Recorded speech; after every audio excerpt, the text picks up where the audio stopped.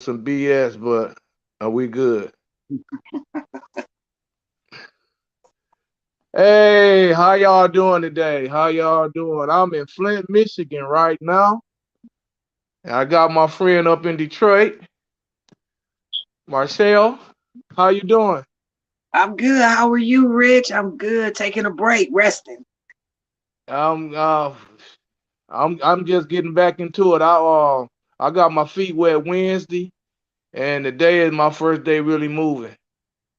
Since Okay. then, I had like man, but it feels good. But the title of this podcast that we're doing now is no one was sentenced to death, and I feel that I got a great person to compliment what I'm trying to the point that I'm trying to make, and the point that I'm trying to make that our prisons are not ready for this COVID that we're going through, right? This pandemic that we're going through, we're losing lives.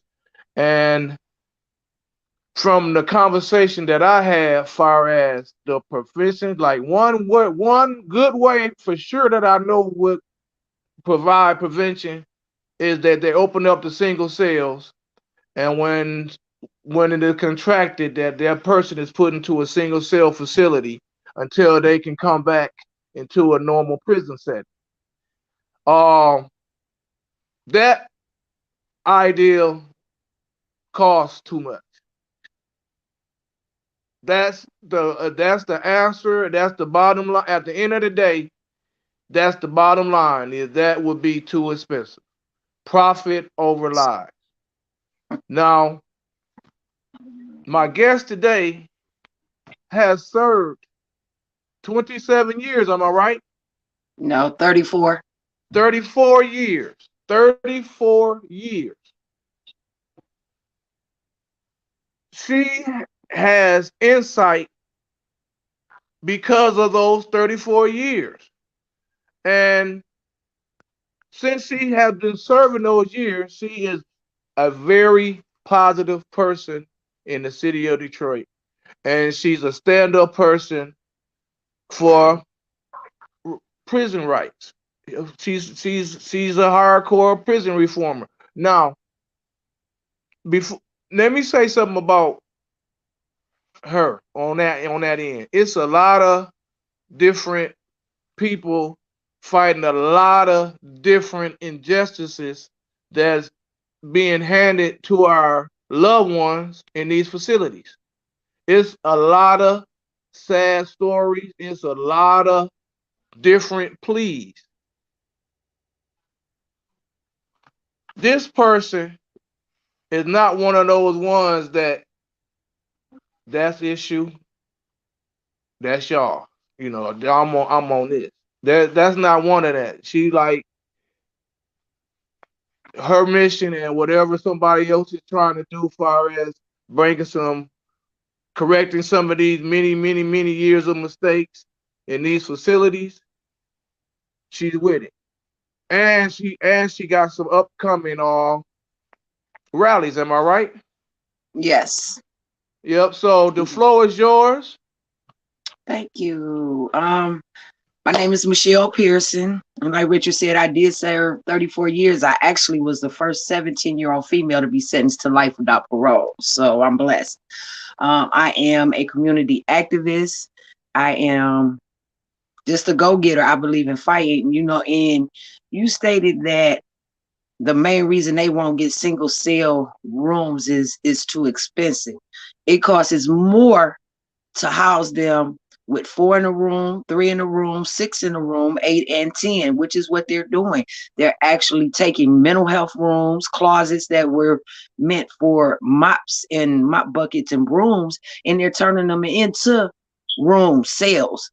It costs more to do that than it would for a single cell to be developed, because that's what the women's prison in Ypsilanti was built for, to be single cell facilities. They turned it into something totally different. Basically, they're warehousing these women. They can't go anywhere. You have pregnant women in there that are exposed to it. God forbid the baby come out born with it, survive or not. They don't care. So You have 5 people in this unit that may be COVID positive. They're taking them and shutting down this unit and putting them in a unit that's not positive, which means you got 5 or 10 more people that's positive, where you can eliminate that and say, okay, we're gonna make this a single cell unit. They have enough units there to make them single cells. Where if they're positive, you can put them in single cells. You can feed them through the door if need be. They need to upgrade their cleaning supplies because they're giving them the majority of the bleach is water. It's like 60% water, 30% bleach. It's not enough to kill dirt on the floor. So they need to upgrade their PPE equipment. They need to upgrade their housing stratus. They've even gone so far as to allow their staff to continue to work, even if they have tested positive, as long as they're not deathly sick, as they say. So it needs to be upgraded. It's inhumane in there. Basically, we have a bunch of men and women in the penal system that are being warehoused like animals. We're going to throw them in a cage. We're going to throw them in a box. And when I say that these rooms that they have them 6, 8, and 10 in, if I get off of my bunk and the lady next to me, one of us got to move because we're going to be back to back. There's no room to turn around. It's really one person off the bunk until you come out that little aisle, and then the next one can move. So how are they going to avoid COVID? They can't. They need to upgrade. If you can't upgrade Huron Valley Women's Facility and renovate it and turn it back into single cell status, then you need to find another land that has an upgraded building that's not infested with black mold and asbestos, leaks, no ventilation, and give them proper housing, period. It's sad because, a lot of people are quitting, and that's fine. You have officers that are sick with COVID that literally have the women in there making their rounds to make sure everybody's breathing and forging their signatures in a logbook while this officer is sleeping in a room. So you tell me how this is professional, but Lansing, Heidi Washington, and all of them say they expect excellence. Okay, well, it starts with you. Let's start at the top chain of command and bring it on down, because you're not leading by example. You're not showing excellence nor professionalism, so your staff is not. You're warehousing my people. You're treating them like animals. You might as well put a collar and a chain on them, because that's what you're doing to them right now. I have watched the ramifications of this mold. I wasn't in there when COVID hit, but I do have a little sister that's in there that was recently infected. They're not able to not only properly social distance, if you will, they're not able to maintain their health because they don't eat properly. They can't eat in that kitchen in there. Literally, if I had a camera, I would have brought a picture home. The truck that delivers the food to that facility states in big, bold letters, not fit for human consumption. But this is what your taxpayers is paying for, and they don't even know it. You're paying for these men and women to eat slop that is literally fed to hogs. Their food has maggots in it. It has metal in it. It has glass in it. Half the time it's spoiled. It's rotten. So if they don't have loved ones out here, or people like us that's fighting for them to say, hey, I'm going to send them a few dollars, or I'm going to order them one of their care packages, they're not going to eat unless they're bartering off their hygiene items when they can get it, to get a noodle here and there. It's horrific in there. It is inhumane. It's degrading. It dehumanizes the most. I've seen people come in there, Rich, that were functionable like you and I, that right now today, if you were to see them, they can't even hold a simple paragraph of a conversation with you. I've seen girls coming there that's getting these shots that has 4 and 5 different psychotropic drugs, or they're giving them 4 and 5 different psychotropic pills. I watched one young girl that called me mom go from calling me mom to not knowing who I was, to not wanting to be around people. This lady barks at herself. She talks to herself. She paces her room. She doesn't know this is what they're doing to them. They're not rehabilitating them. They are deteriorating them, if you will. And I tell everybody, if you really care, whether you've had people in the system or not, you need to start standing up, speaking up Take accountability. You're voting, you're paying taxes, so you're accountable for what the state of Michigan is doing to the men and women in there because you're paying taxes for it to be done. Put your tax money on something better because they can't keep doing it if you're not paying them to do it. Mm-hmm. You can't. And it's sad, and that's just the tip of the iceberg. I mean, you have male guards in there, which they're not supposed to work in the housing units. They're not supposed to enter where women sleep and shower without announcing male in the unit. But they don't do that. They don't care. When I worked with the suicide people, I was a prisoner observation aide, which means I had to go into certain units and sit outside a door to keep another woman from trying to kill herself. Give her something to talk to. I had to document when she went to the bathroom, if she drank water. You had men staff coming in there looking at these cameras with these women just totally nude. Nobody cared about that. You have men in there that are, and some women that are literally beating the mess out of these women in there. See, they can't do that with the men because the men will fight back. The women are focused on, I want to go home to my kids. I just want to see the other side. We have a different mentality than men. And to see a 210-pound guard pick up a girl that weighs maybe 150 and body slam her face down and punch her, tase her. Come on. You might as well say it's domestic violence going on in there, or you have if you don't do this orally, or you don't give me this in this closet, you ain't gonna make your parole. You're not gonna see your kids. And see, I can say that because in 1995, I was rushed out. I was blessed. I got rushed out to the emergency room. I was paralyzed from my eyes down. So when I tell you I'm a blessing, I am a blessing because I'm not even supposed to be walking. But while I was in there at the University of Michigan Hospital, see, all mine is documented, so they can't come behind me and say she's lying.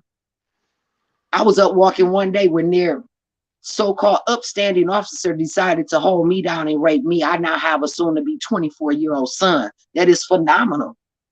He's phenomenal. But it's the thought that I didn't give you that consent. I couldn't fight you back.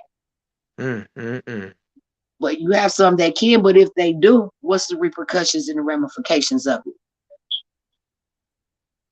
We're going to segregation. We're going to be put on suicide watch, 4-point restraint where my hand, my legs is tied down. I'm naked with nothing but a rubber mattress, or I'm just on a metal slab. There's sinks in there. You don't even want to talk about that.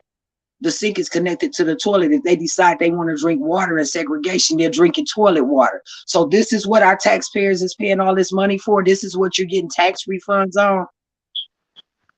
I don't get it. And like I told them, I'm here now. And I'm going to continue to be out here. I'm going to continue walking the bricks. I'm going to continue for everybody. Let me ask you something. So right now, I be hearing that it's like a couple of rallies set up coming up soon. We have one this Saturday in front of the prison, which is 3201 Bemis Road, Ypsilanti, Michigan. Huron Valley Women's is February 12th, starting at 12. We asked everybody. We've been putting it on every social media through our families and everybody and anybody that's listening to this broadcast. If you want to see better, if you know better, help us do better. Get in your car. Come on down there with us. Be that presence. Even if you don't speak, be that presence with us to say they have voices out here.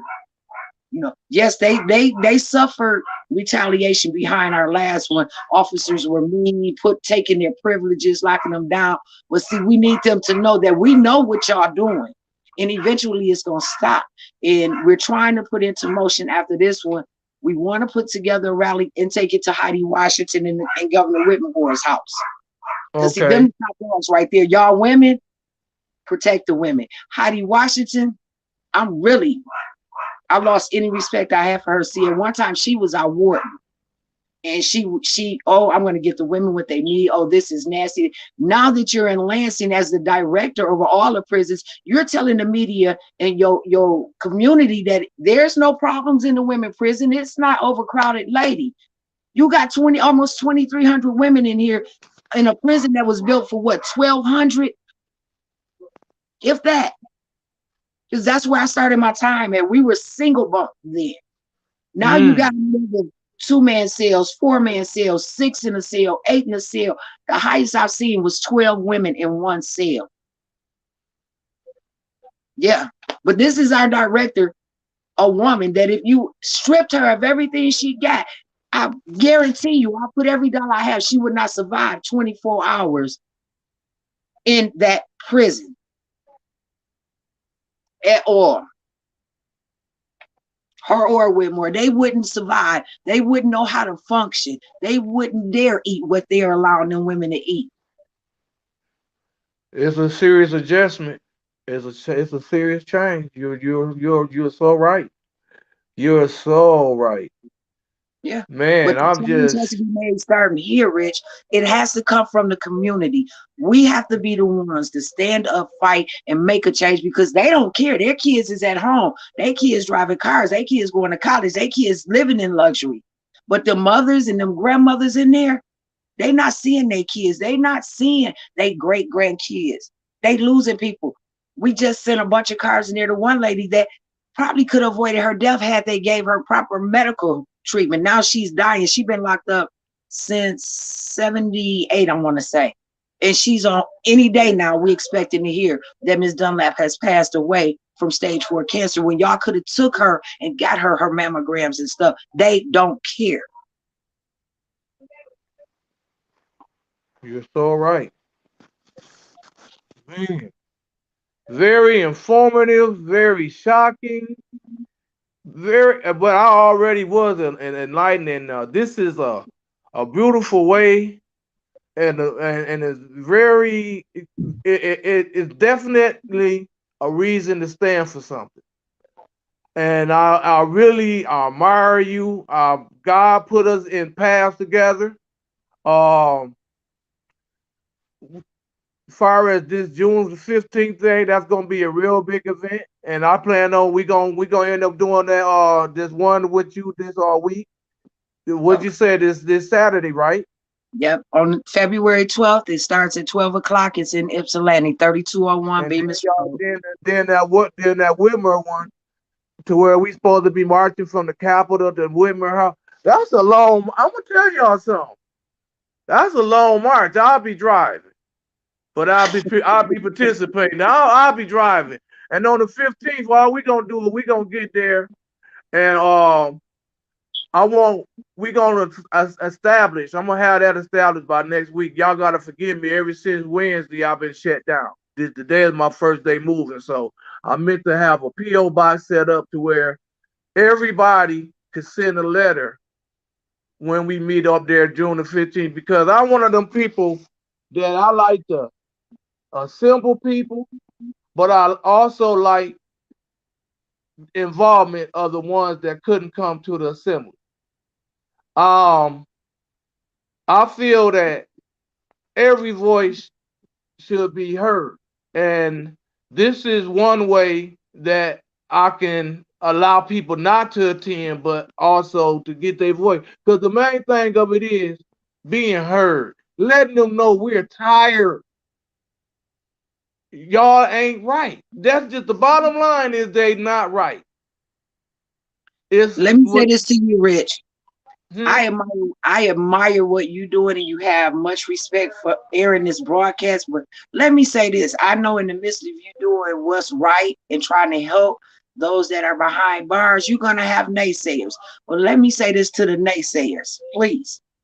Doesn't matter what a person went to prison for. Doesn't matter that they're in prison. There is a saying we say with our CFSY group, and that's Committee for Fair Sentencing of Youth.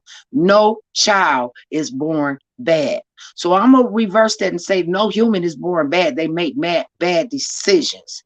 So don't judge them by what they're wearing or where they're at, because you could very well, naysayer, walk out your door, get in your car, back up and hit somebody and land where they are. So don't judge yep. us by the 6 digits that they gave us. Don't judge us by where we came from. Judge us by what we're trying to do for them and what they're trying to do. Because believe it or not, there's some highly intelligent people in there that are doing everything to correct themselves.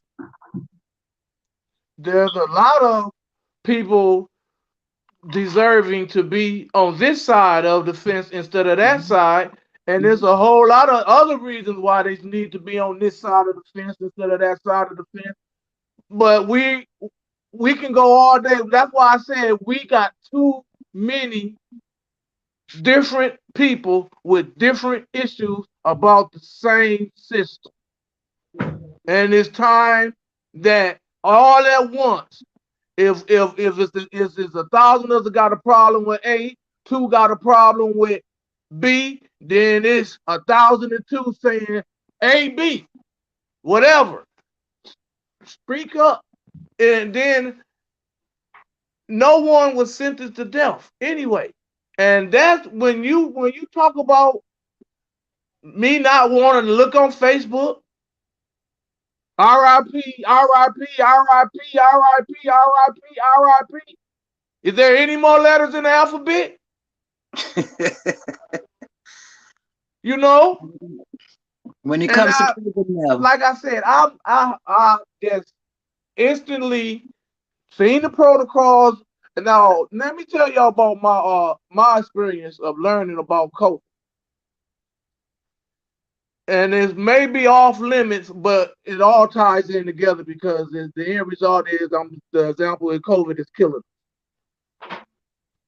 The hospital was on lockdown before we was even told to wash our hands, keep our hands washed. I found that out because I like their chicken wings. So I walk in the hospital like it's a restaurant. I'm gonna walk through the door and go on in the cafeteria, give me some chicken wings. They stopped me at the visitors desk like, for real, ain't no more walking through without no tag, none of that. We straight official all of a sudden. And if you ain't here to see a specific person, you're not just coming in. I couldn't just go say, I'm going to the cafeteria. They wouldn't let me do it. I'm here to meet so no, you're gonna stand right here to such and such, come here. And that was a couple of months before they started telling us to wash our hands and stuff. So what I'm trying to say, it's the same excuses. It was going and it was making sure, because you gotta remember this. The coronavirus started on this side of the gate. So how did you make sure that it got on that side of the gate? Exactly. I feel that y'all protocols should have been instantly better. Y'all probably should have a 0. To be honest, if they would have did it the right way, like they trying to treat us. Okay, it got a disease. Test all the workers today. Test them. We testing them every 4 days.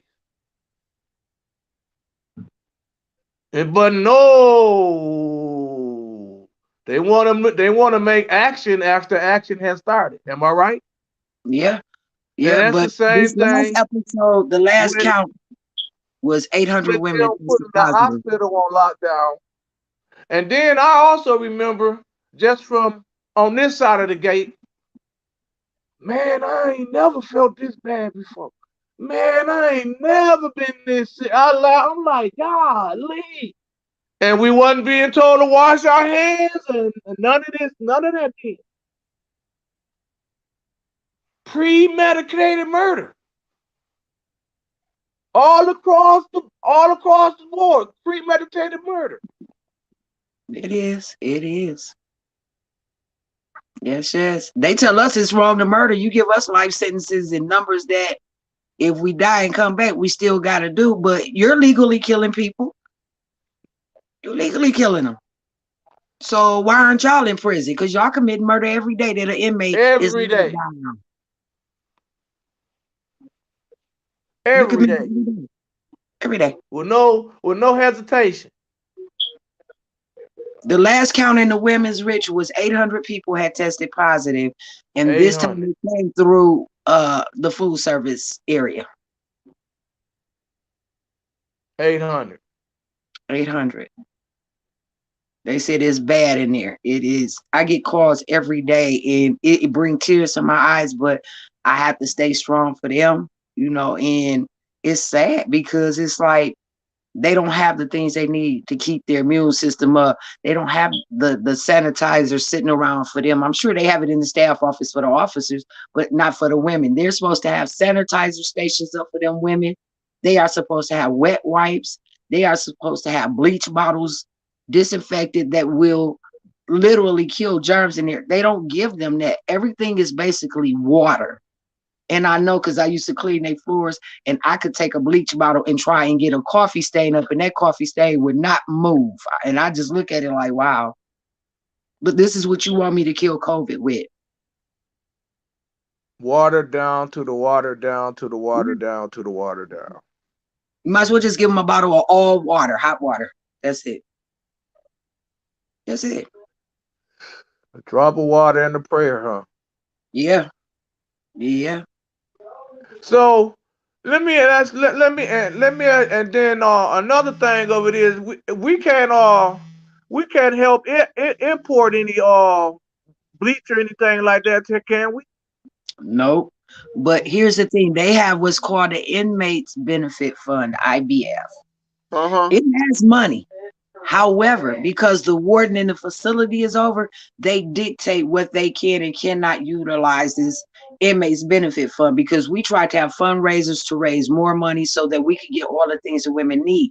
If they allow the unit reps, which are people that represents the population in there, to vote on using this IBF, there is a store down here in Detroit that offers chemicals that they sell to the Ford plant.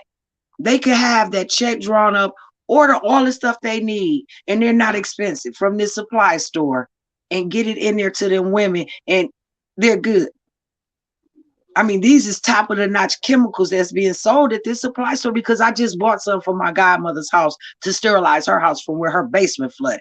Okay. Top notch, not expensive. They can afford that with that IBF. Let them women use that money that is meant for them to use to protect their lives. Y'all not doing it? Give them their money. What are you doing with the money? Granted, we had to get audited because we had a couple of wardens and deputies that dipped in it and took money to go on their trips. Okay, but y'all accountable for that. But you don't want to approve when we have these warden forums meeting, like we have forum meetings on here. You don't want to approve the women to use that money to get what they need. They need that money. They need them chemicals. They need them cleaning supplies. You making them reuse mops that has had to clean up bodily fluids from blood, feces, urine, you name it. You wash it in the laundry and then want them to use it to sterilize a unit. Come on now. Come on. It's sad. They got the money, but they won't let the women use it.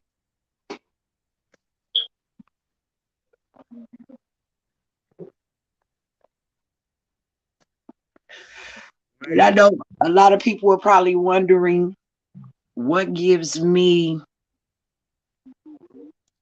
the authority to speak on what's going on in there. Let me tell you something, Rich. It's horrible when you go to a county jail at 16 with a first-degree murder on your back. And see, I didn't even do it. I was with my very first boyfriend that wanted to do armed robbery and threatened to kill my baby brother, who's sitting in Georgia right now safe. I had an option to go with him after he put my head through a windshield. I have that scar for lifetime. Or they were going to kill my brother. Of course, I chose to protect my baby brother. That was like my child. He didn't get to know our mother. So I took that bit and I did it like a champ. I'm just blessed that God gave me a chance to come on this side. So they can't judge me because I tell them my life is an open book. I don't hide behind nothing. I'm very transparent about who I am, where I'm going, and what I want to do. And either you're going to like me or you're going to hate me, because I don't have a filter. And it's all about the present injustices that's being done right now. Exactly. And to be honest, it's a shame, and I call them deflectors, because it's deflectors that want to change the conversation about them correcting their behavior to excuses of Why are you locked up? And we ain't with all that. And it's time out for letting them deflect us off of our purpose. They can't deflect me though. And oh, definitely. That's why. Hey, that's why I picked. I know who God sent me to be the first person to speak on this show. It had to be you for a reason. Everything is in divine order. I'm a true believer in it. I believe that everything has its purpose and its place, and everything happens in divine order. But see, what people don't know is that, well, you can't sway me, you can't stray me. Once I set my feet solid, you can't move me, you can't deflect me. I'm gonna stand for what's right always. That's my family in there. I have family out here, but when you are locked up around people, you tend to have a family in there. Those are my sisters in there. Those are older women. I call my granny or my mother, or you know what I'm saying? You can't Mm-hmm. deflect me because I know what's going on. I'm not telling you what somebody told me. I'm telling you what I walked, what I lived for 34 years of my life from 17 to 51. I know what it is. So I'm not giving them gossip. I'm not giving them hearsay. I'm giving you facts. Yeah, they My say 1 out of 9 inmates is now has the corona. Yeah, my little sister is fighting it now. I make sure she calls me whenever she can get that phone. Are you okay? How are you feeling? What do I need to do? You know, other people in there call me. Do I need to call somewhere? Do I need to write an email? I literally go to bed at 6 or 7 in the morning because I'm up emailing the warden or I'm emailing Lansing. Hey, this is what's going on in your facility. What are you going to do to correct it? So being that they don't respond, now we ask the taxpayers, what are you going to do to make your politicians correct it? We're paying all this money out your checks, but you in the background quiet. When you going to come up a little bit and get heard about what's going on with your money? Sometimes people need to sit down, be quiet, think, and visualize. What if it was my child in there, my Yep. sister, grandbaby, my mother? What I want, just if you can step outside your mind and just give yourself a visual of one of your loved ones being in there, then maybe you will have an outlook on, yeah, I need to make sure my tax money is being used in a different way. You see, they're being lied to, and I get that. They serving them life in rose-colored glasses. That's not what it is. Take your blinders off and see it for what it is. You being told that these women getting fed these meals, they getting proper clothing, proper hygiene item. Women have to sell food to get a roll of tissue or hygienic for monthly things because they want to give them 2 rolls of tissues that they have to make last for a week. No. Can they buy tissue, extra tissue? Yes, yes. But There's an what about a organization food now. truck? The food truck. What about it? Yeah.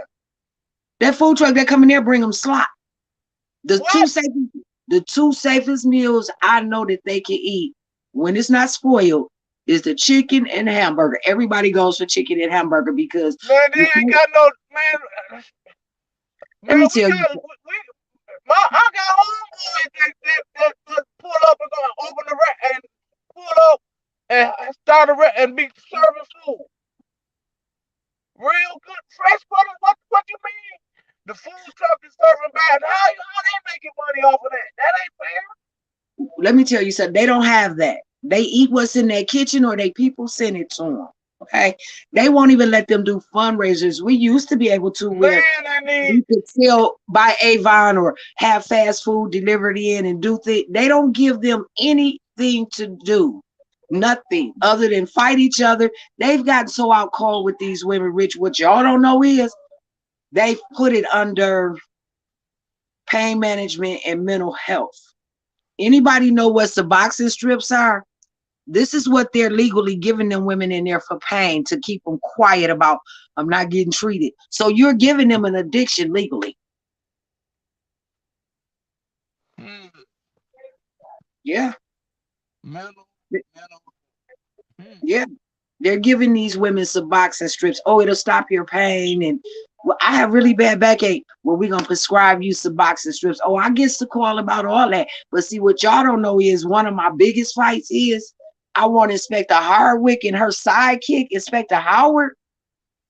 They got to go. You've killed not one, but 3 women with the drugs that you bringing in there. They OD. But y'all don't fire her. You take visiting privileges where they can barely have visits. You take the mail, which they rarely get, what they can and can't get in the mail. But you're not doing that with your inspector that's bringing this dope in here. And that's been proven. You and Howard. 3 women have died behind the drugs she brought in there, but she's still there. And so is Howard. So what Heidi and them gonna do? See, I'm gonna call them out on it. What y'all gonna do while your staff of excellence is killing people? What y'all gonna do about it? Because if I do it, y'all gonna give me a case. Let me go in there and sell some dope. I'm gonna have all day and night. I would never see the day of light. But y'all don't do that to them. Mm. So when is society gonna speak up? Y'all can sit up and read about it. Oh my God, a prisoner died from an OD, and ask your inspectors and they staff in there where they getting it from, because the women didn't leave out the prison and bring it in. Ask them how they dying from it. That's what y'all do. Stop being quiet and speak up. That's what they need to do. Legalized slavery is what we dealing with today. You might as well put the ball and chain on their ankles, the chains on their arms, and send them out there to clean up the black mold and everything else, because you ain't doing nothing else for them but killing them. You making money off of them. A political game. It's sad. And I intend to be heard, and long as God give me breath, at some point a change will be made, because there's days I couldn't talk from being out there rallying, but I drunk my ginger tea, and I will continue to, and I'm going to continue to speak, but a change will come within that penal system. The Department of Corrections, which I call the Department of Corruption, because it will corrupt you. You have to rehabilitate yourself, period. Yes, sir. Yes, ma'am. Yes, ma'am. Well, give these people the time and the date one more time. The name of the prison is going to be Saturday, and we're going to be meeting there at what time? Saturday, February 12th. The rally starts at 12 or a little after 12, because we give people leeway to get there. Even if they come late, we're there. But it's going to be right across the street from the prison. They'll see the cars there. They'll see us out there. Okay. Y'all come out. We challenging everybody. Come on out. Take that challenge. Let me see how many people from Flint and Grand Rapids, Muskegon, Ann Arbor, Ypsi, Detroit. Let's see how much unity we can get. We need it. We need it.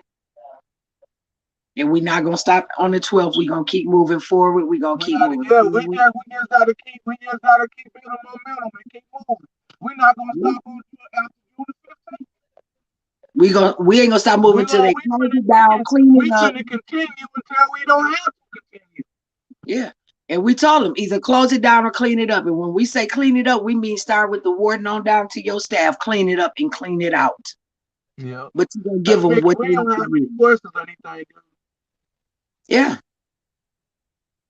It is. It's sad. You know, and I tell you, this is not a project for me. This is my passion.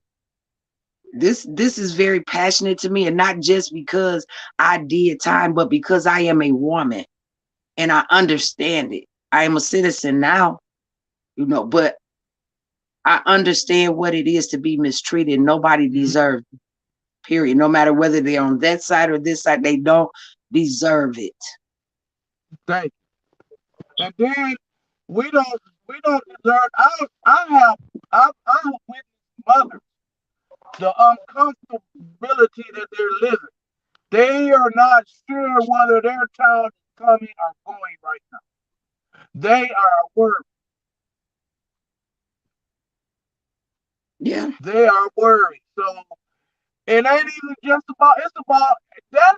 What happened in there is a test and lack of testimony. It's not enough people standing up, opening their mouths to what's going on. So that's why we're doing things like this, to bring more awareness. If 10 people hear this message that came out of 10 Saturday, but if all 10 of them made it a conscious effort to tell 10 people. If I tell 10 people, you tell And we 10 just people, them 10 continue, people tell. and no matter what, continue to tell people. Continue to speak up. You know, it's going to take a group. And once again, we will be setting up a letter line from the for your call. That way, for those that do not show up on the Saturday after that, we'll be doing it. And we walk all the way to the governor's mansion from the Capitol. That's a long walk. We want all of that information. We need letters. We need bodies. We need letters.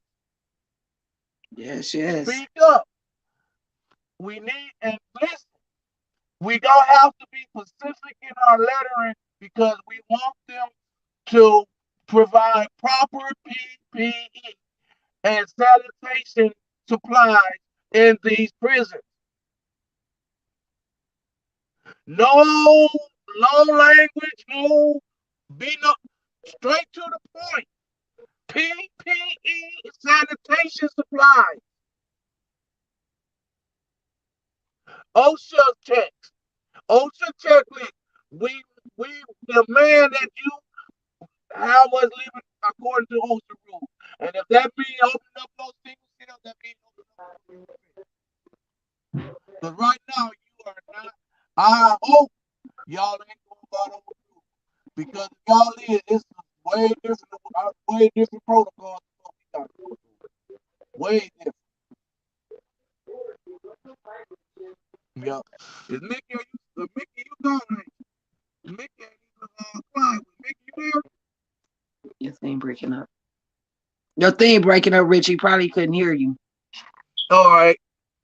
There Well, you go. shoot, I was kind of seeing, did he have any, did anybody have any questions or something? No, Rich, I was just waiting on you to finish up for because you got like 2 minutes. Okay, yeah, that's why I was trying to say. I was just trying to ask you, did anybody have any questions or anything for? Nope. All right. Well, Mick, thanks for everything, and this is my buddy Michelle Pearson, and beautiful story today. Beautiful. Like I said at the beginning, I admire you. I support you. I felt this was the best way, and plus God sent you.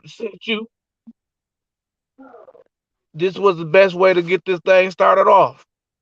Very informative. Very like I said, if you need a reason to be standing up, her testimony. That's why she dominated this conversation today because it's a lane for everybody. And in this situation, I need more people like her to come out and just speak their mind. I Michelle know I run my mouth. Mick, you know I run my mouth. I'm very passionate. So I feel that people like Michelle need platforms, and we're trying to provide a platform for because the people that need to be heard ain't being heard. You know, it's a it's a different mentality than it used to be back when we had strong unions. We had people that would shut down government buildings. You know what I'm saying? We a long way from our ancestors that used to shut down. I remember my cousin Sokita when he passed. The sheriff at that time had to come to the funeral and kick it to him because they was finna shut Flint down. And all the tragedy that my city is going through now, we ain't shutting down nothing. It's business as usual. Uh, Oh, so like I said before, we need to be heard. We're going to be heard. And we're gonna get those envelopes together because, like I said, we got plenty of issues. This is just the beginning. This is just, she done set it off. This is just the beginning. We got two brothers from Flint coming on next week that both serve time. It's just the beginning. We're going to welcome the people. We're going to make sure, encourage y'all to speak up, and we're going to allow y'all to be heard when y'all do speak up. And God bless everybody. No one was sentenced to death. 810 News Media Group. Thank you so much. And I spent, oh yeah, Michelle, give me a couple of weeks and we're gonna have you back on. Okay. All right. Anything I So can do. this ain't for the, just, you finna be a reoccurring. Even if it gets to the point to where you become the host. Oh, uh-oh. No, because listen, because it right now it felt good being able to listen to somebody that feel the same way I do. Sometimes you just need to just let somebody let you know that, hey, what you doing is okay. But the stand that you make, you know what I'm saying? Because like you said before, the ones that hating, that really don't want you to reach out to people, they're very discouraging. Yeah. And when you and a lot of people get discouraged because of those people. And that's why we need to be speaking more like you did, and we need more people to just come out. Hey, listen, it's all right. They attacked me too. They ignored me too. I was hollering and I ain't think nobody heard me. That's okay. And then if enough of us say, we were like, whoa, maybe we need to really do a little bit more as a group. It's That's just right. a build thing. And God is in it, so it will be successful. There Thank you go. everybody, and I'll see y'all Thank next week you. at 3:30. All right. Y'all be safe and take care. Okay. All right. All right, you too.